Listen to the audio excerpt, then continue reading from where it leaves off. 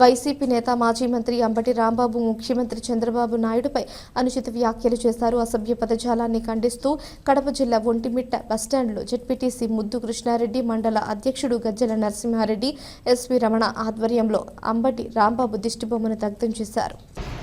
నిన్న మాట్లాడుకుంటే అంబటి రాంబాబు అచ్చొచ్చిన ఆంబోతులాగా ఎలా అంటే అలా సీఎం గారిని మాట్లాడడం చాలా దారుణమైన విషయం. దానివల్ల ఈరోజు దిష్టిబొమ్మను అలాగే దగ్ధం చేసి మా నిరసన తెలియజేస్తున్నాము.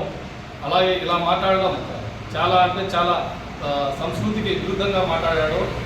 అలాగే అతను కల్తీ నెయ్యి విషయంలో కల్తీ నెయ్యి జరిగింది అని బ్యానర్ వేయడం వల్ల ఇలా చేయడం జరిగింది. కల్తీ నెయ్యి జరిగింది, అది అందరికీ తెలుసు, రాష్ట్రం అంతా ప్రతి ఒక్కరికి తెలుసు. కోర్టే తీర్పు ఇచ్చింది.